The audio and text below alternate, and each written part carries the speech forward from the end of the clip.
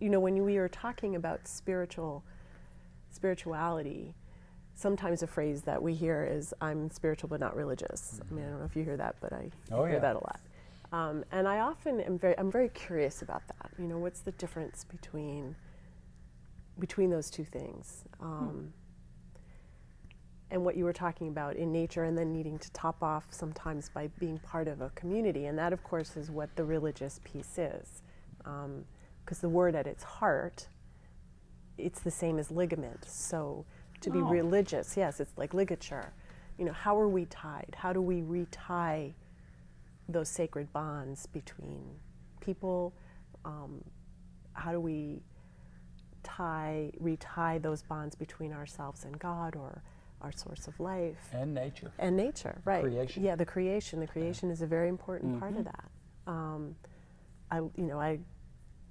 Even though I'm a Unitarian Universalist, I love the Bible and study it.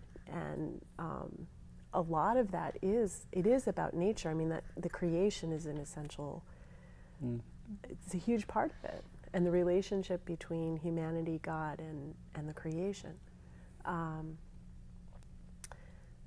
It's very earthy text in its original language.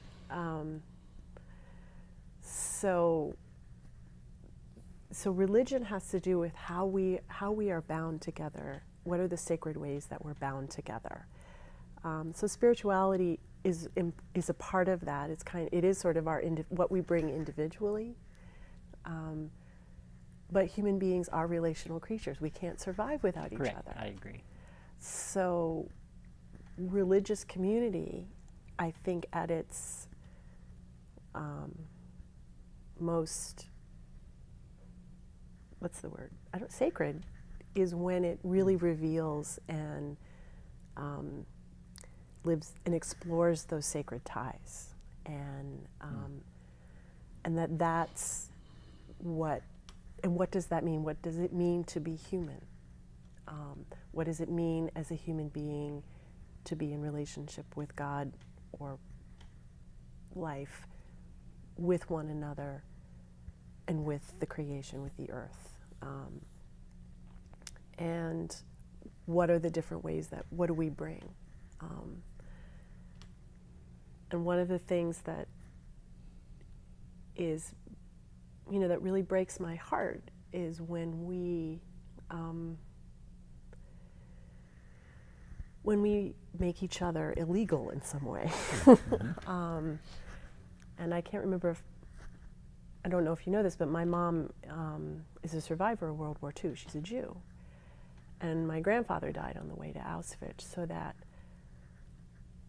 having that story in my back pocket of what it means to be made an illegal person just because of what you are, and miss the whole story,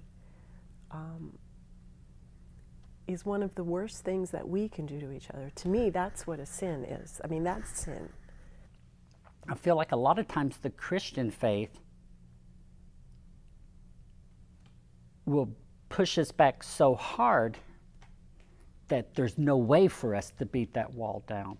Yeah. I mean, there's truly no way that I would ever be allowed to be a minister in a Southern Baptist Evangelical church.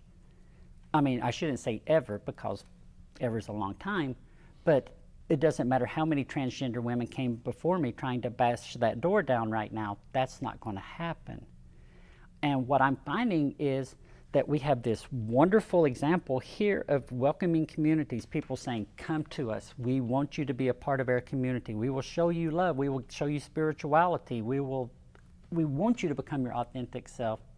And then you have Christian faith churches that are signing petitions to have my rights taken away from me, right, and to say, we disagree with you and we're Christians, so we don't think you should be, we don't want to serve you in our restaurant, and we don't think we should be forced to serve you in our restaurant as a Christian, so we want to get rid of this law that Massachusetts has. And they're using it under the guise of Christian belief. Right.